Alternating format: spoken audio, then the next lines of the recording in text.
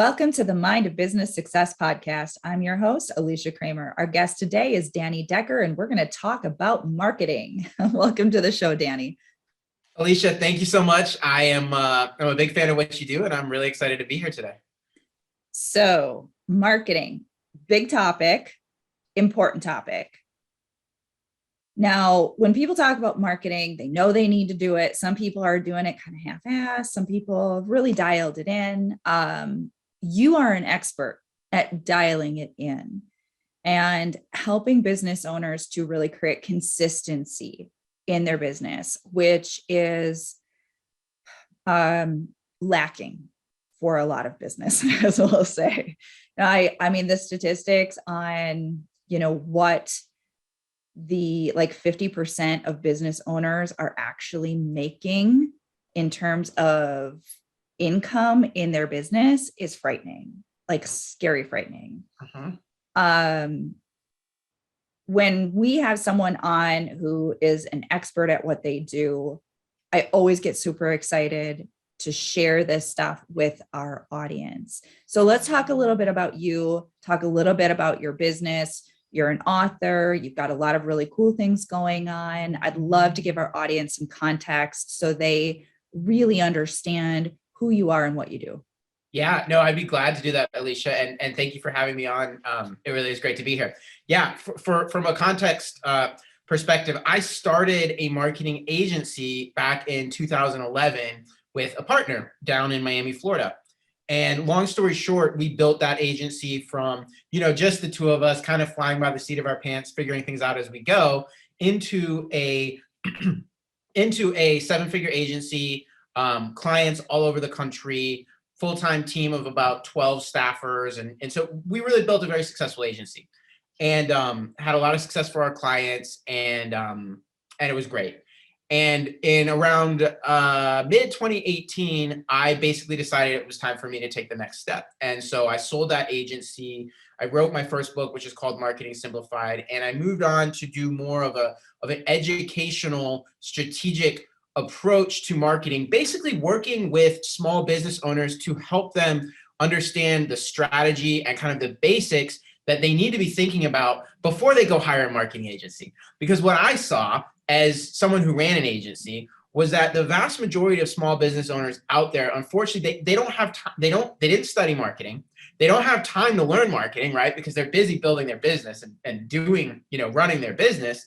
And unfortunately, that makes them something kind of an easy mark for marketing agencies who aren't necessarily bad intentions. Some are, some aren't. But what ends up happening is that the business owner doesn't really have a strategic understanding, doesn't really have a strategic plan, and just sort of bounces from marketing agency to agency, never really gets consistent results. Most of them don't. And they end up frustrated and they think that marketing doesn't work. And they end up, as you pointed out, not making as much money as they could be, which is a tragedy, not only because they're not making as much money as they could be, but that means that they're not helping as many people as they could be helping, right? Because ultimately that's what it means when you grow your business. You help more people.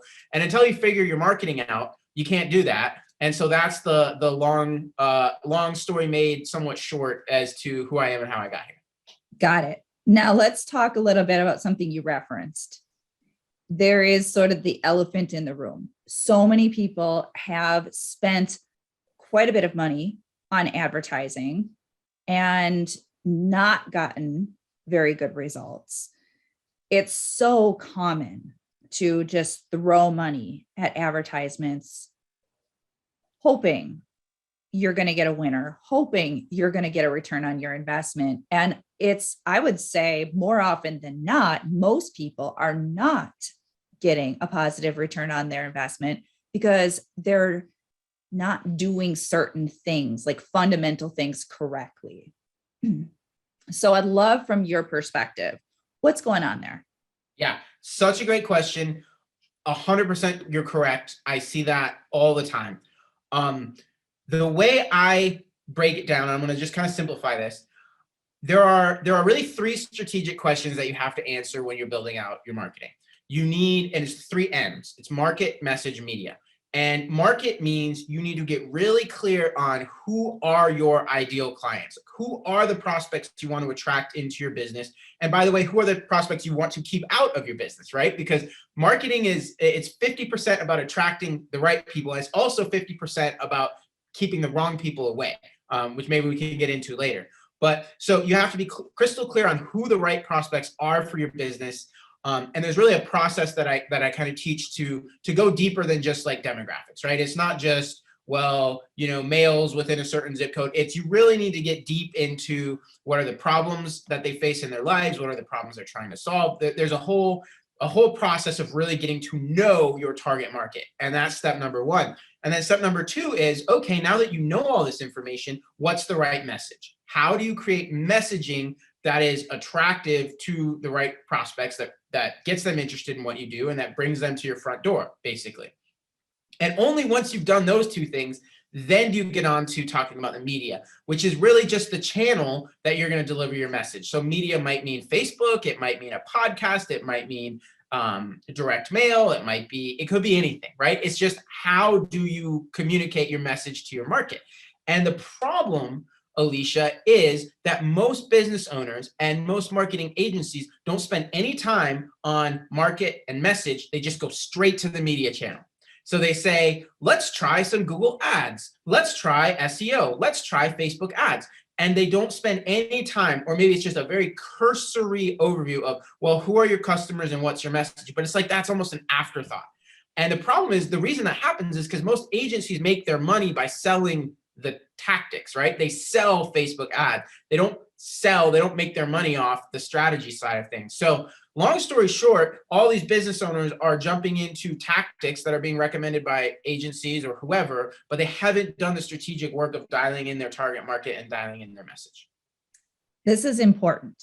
And that's why I'm so glad we're having this conversation, because this is not just build it and they will come, advertise and the clients, the customers are going to magically just start rolling in.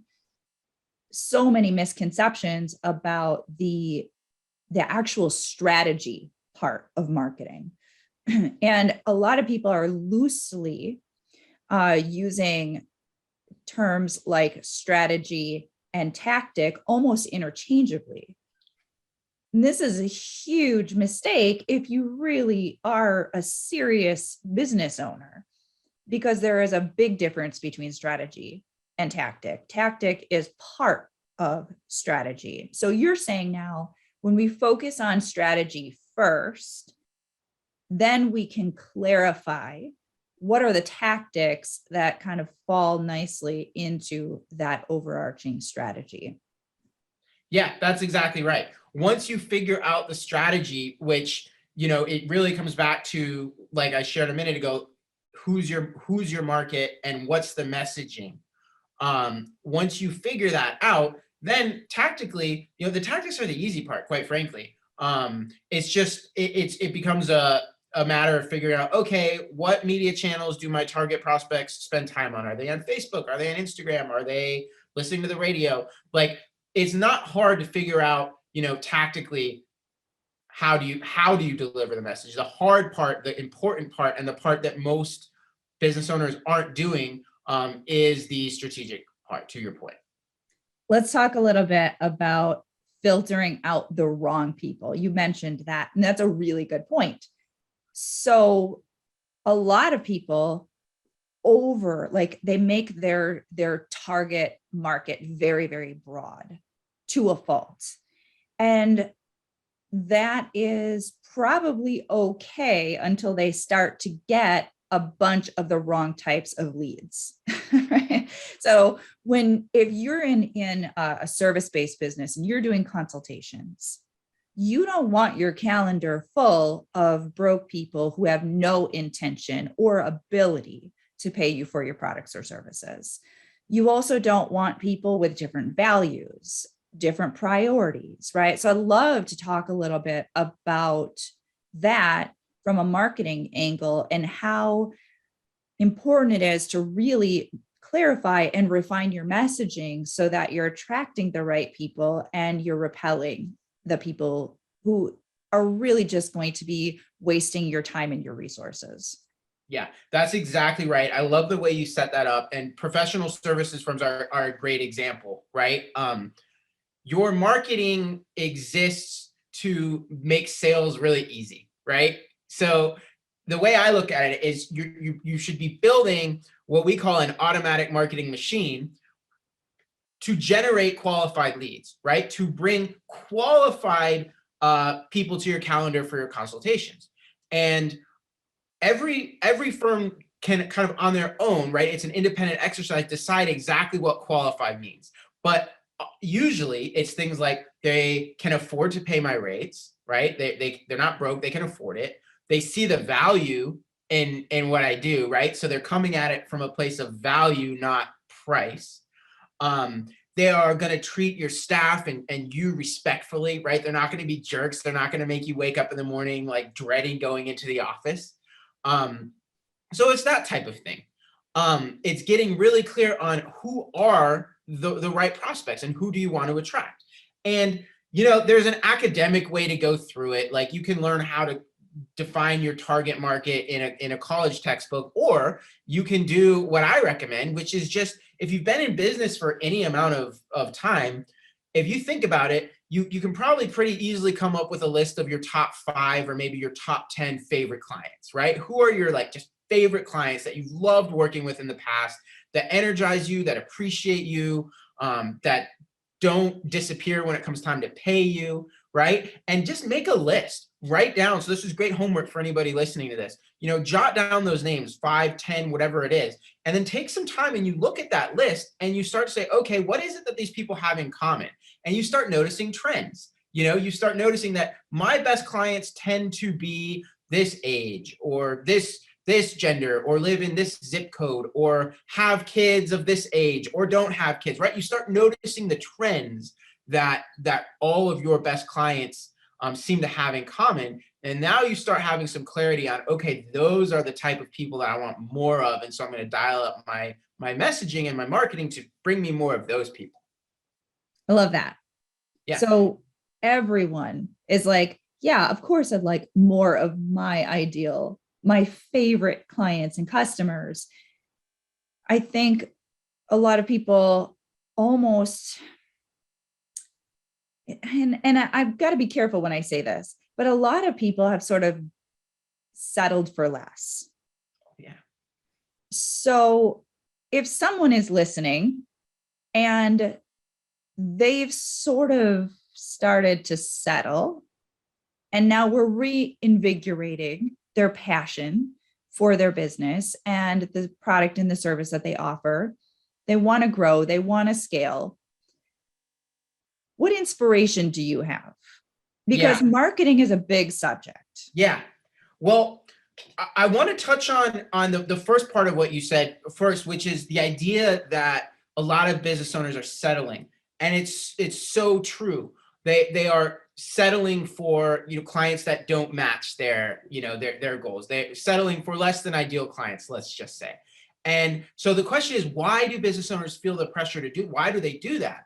And 99 out of 100 times is because, like, yeah, they may not be an ideal client, but they're still willing to write me a check, right? And as a business owner, it is very hard to turn down a paying customer, right? Especially when you don't have a marketing machine in place that you have confidence that it's going to deliver you more prospects, right? And so when you're coming at it from almost a fear-based mentality because you don't have systems in place, then all of a sudden it becomes almost impossible to turn somebody down, even though you probably know right from the get-go that you should turn them down. And so that's why I'm so passionate about this idea that business owners need to have marketing systems. They need to have marketing machines in place so that they have a steady supply of prospects coming in, because that empowers them. That gives them the confidence to say no. And no, I'm not going to take this case. I'm going to refer them to somebody else, or I'm going to decline the engagement. And you can do that with confidence because you know you have a machine in place that's going to bring you somebody else to replace them tomorrow. You've seeded so elegantly the title of your upcoming book, which, if somebody's listening to this, a year from now, it's already going to be out. Let's talk about your new book. Yeah, thank you. So the book is called The Automatic Marketing Machine, and it's a book that I wrote with a good friend and business partner. And basically, it on the surface, it's a book that teaches small business owners why most of their marketing isn't working and how to fix it, right? Which is a big subject, and there's a ton there. But really, more than that, and we sort of already touched on this in this conversation, Alicia, it's about helping business owners like catch the vision for like how much better their business can be and how much better their life can be, quite frankly, when they have an automatic marketing machine in place that generates a steady flow of qualified prospects for them. And I want to clarify, when I talk about an automatic marketing machine, I don't mean there's like a single piece of software, right, that you can go buy and it's just going to do all your marketing stuff. It's not about a single piece of software, or I don't run an agency. It's not that. It's the mindset. It's more of a metaphor for the idea that when you build a marketing machine, which is a collection of things like funnels and ads and follow-up campaigns and all of that stuff. But when you build it with the mindset of, listen, it's going to work automatically without me, and it's going to work consistently, and it's going to supply my business with a steady flow of leads and prospects, that just is a complete game changer for your business and your life. So good. So good. Got to shift gears though, because now I'm going to put you on the hot seat, and I want to talk to you as the business owner. So are you willing to share with us something that you personally had to overcome with your own mindset in order to get to where you are today? Oh, sure. There are so many.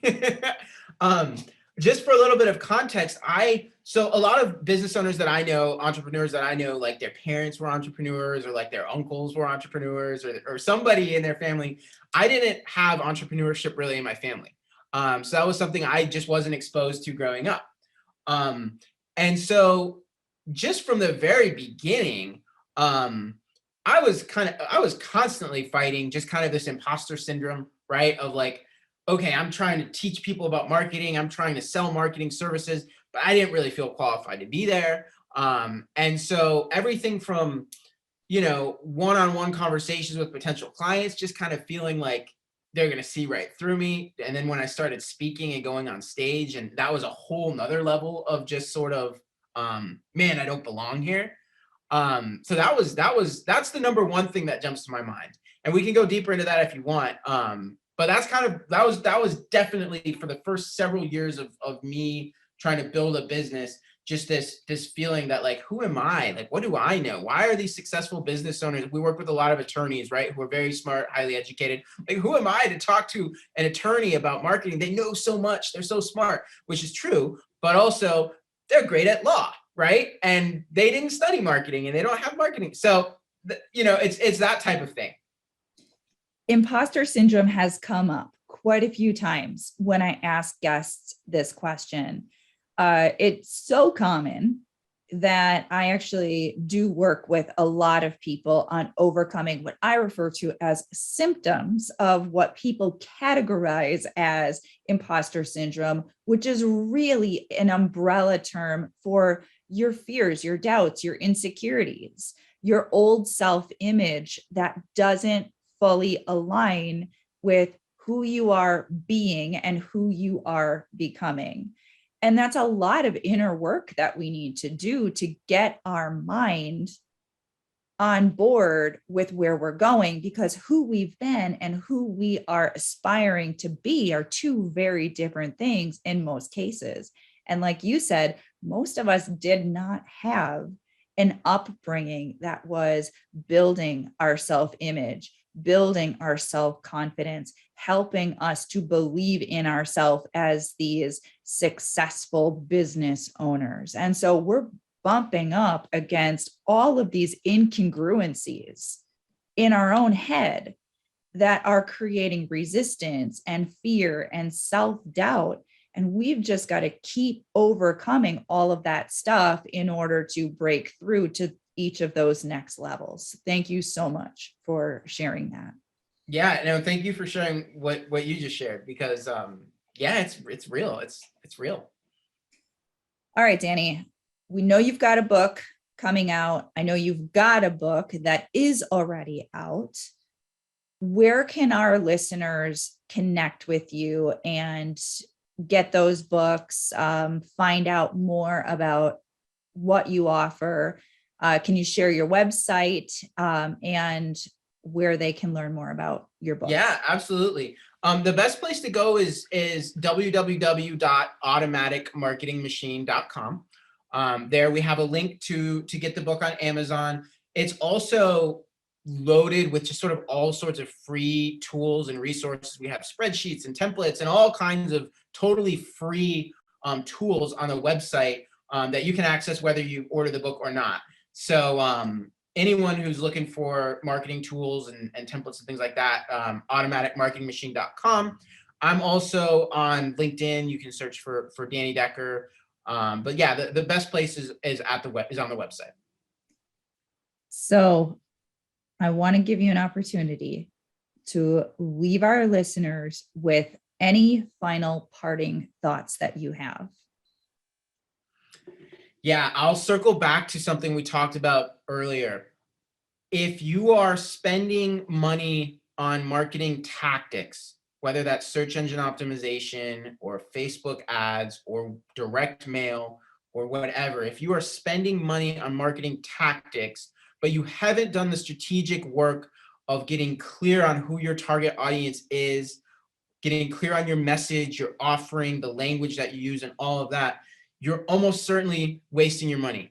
And even if you're getting some return on your spend, you're not getting anywhere nearly the return you could be if you really spent the time to do the strategic planning and thinking up front. So anyone out there who's spending money or time, resources on their marketing and hasn't done that strategic work, I highly encourage you to start thinking about that. And by the way, there are a lot of tools on our website that will help you get started there. Awesome. Thank you so much, Danny. This has been a very, very good interview. Lots of good takeaways. Thank you so much, Alicia. I enjoyed it too. And I learned a lot as well. So thank you for that. Thank you to all of our listeners. If you haven't already subscribed, please make sure you do so. And until next time, we will see you in the next episode.